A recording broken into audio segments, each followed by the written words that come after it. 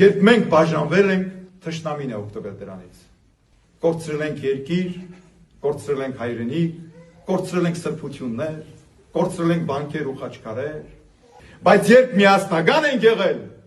մենք կարողացել ենք հաղթահարել ամեն դժվարություն։ Երբ միասնական ենք եղել, պետություն ենք ստեղծել, հայրենիք ենք ձեռք բերել։ Որովհետև երբ մենք միասնական ենք ժողովուրդ, մենք լույսի մեջ ենք։ Ով է մեզ համար լույսը? Աստված ինքն է։ Երբ մենք իրար հետ ենք, մենք Աստծո հետ ենք, Աստծո լույսն է մեզ վրա։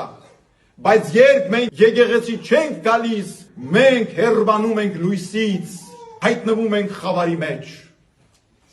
Իսկ խավարի մեջ մենք իրար վնասում ենք, ցավեցնում ենք, բայց լույսի մեջ մենք ստեղծագործում ու արարում ենք։